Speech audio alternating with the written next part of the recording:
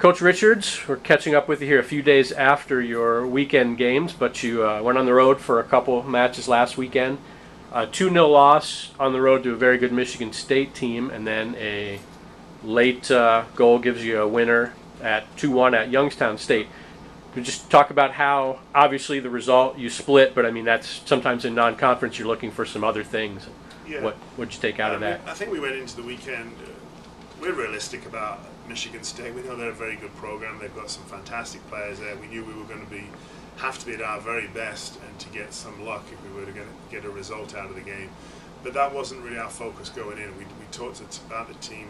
It's not about the result, it's about the performance. And we wanted to see a competitive performance. We want to see a lot of hard work, a lot of effort, some good organized play. And we got that. So even though the result was a loss, it was a respectable one against such a team of that caliber, but also we were focused on the performance. We saw a lot of really good things. We had a lot of bodies onto the field, some only for 10 minutes, but even in that 10 minutes we were able to assess as a coaching staff and say this person perhaps needs a little bit more time on the field in another game. So it was a good performance. The Youngstown State game, that was a very different proposition. They had been beaten pretty heavily on the Friday on the road, and they came back for a home game with some players who had been out for the Friday game, so they were a much different package from they'd been on Friday. I think being at home, they came out with tremendous energy. I'm sure there was some words ringing in their ears from their coach about the performance they needed to put on. And the first 15 minutes, what I thought was tough, but we played our way into the game. And after halftime, we were much more offensive-minded. We put them under a lot of pressure, scored a very good goal, and our hope then was to push on and get a second or maybe even a third. Well, Youngstown State had something to say about that, equalised and made it a very exciting finish, and we were delighted when Katie Tobin popped up with 33 seconds to go and put home what ended up being the winner. And again, as a staff, we talked about that. Katie only played for a short time on Friday against Michigan State, but enough to put her in the frame for Sunday. She gets the winner in dramatic fashion, and that just shows, hopefully, to the student athletes on our team that they have to take every opportunity they can, because you never know when you're going to benefit from it, and the team can benefit from it. You kind of led me into my next question. You've had, I think, each of those two games you had two kids start that hadn't started before this year, and then both Michigan State match especially, you had a large number of different players on the field. Is that a product of just, obviously it's non-conference, so I'm sure you're trying to see what lineups and what combinations work, but I mean, is that also just a product of if you're working hard in practice and doing the little things that you have a chance to get on the field? There's a lot of different factors. We have a big roster, so we have a lot of options. We're still trying to find our way as a team. We have a lot of youth in the team. We have a good amount of freshmen, but also some sophomores who redshirted last year. Becca Eisen is playing a goal, even though she's a redshirt junior. This is the most that she's played by a long way. So even though she's not a freshman, she's still in her first real season of playing consistently. So we have a lot of things that we need to work on and develop as a team. But yes, it's a reward. I think that some younger players particularly have a harder time finding the consistency week in, week out that the older players can do.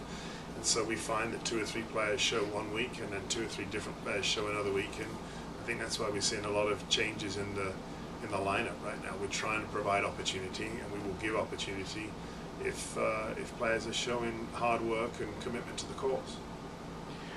And we've talked about that in years past a little bit with the non-conference. There's kind of that fine line of you wanting to get results, and at the same time, you've usually said you're realistic enough to know that the MAC season and the MAC tournament is what matters. I mean, is that obviously you would like to win every time out, but I mean, is it more important at this time to get ready for the MAC, or if you like I said, you want the win, but I mean, is the development kind of more important? Yeah, I think the pressure is just a little different.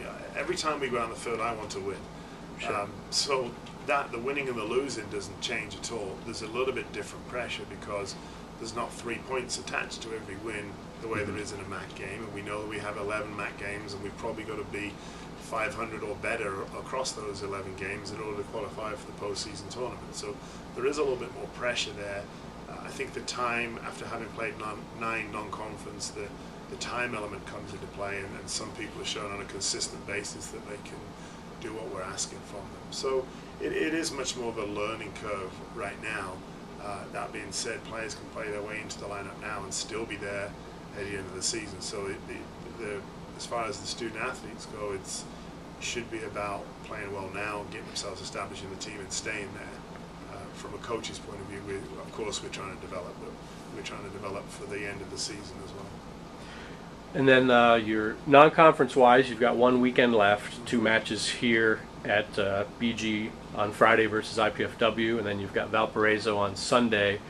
I know it's early in the week, but what do you anticipate? What kind of problems do they pose, and what are you looking at heading into the weekend? We've said all along with this schedule, every game that we play is going to be a challenge, but every game is winnable. We feel like we have a good team here.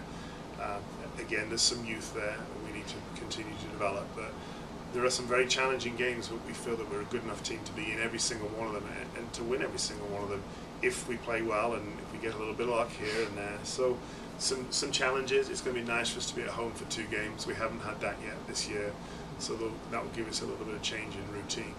IPFW and Valparaiso, both very good programs. We played Valpo in the spring.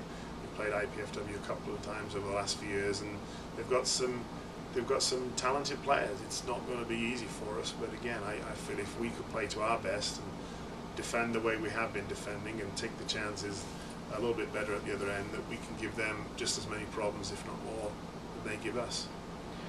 Okay, and then as I mentioned, those matches are at Cochrane Field. The IPFW match is this Friday the 16th at 5 p.m. and then the Valpo match Sunday at 1 p.m. Any final thoughts, Coach? Come on down.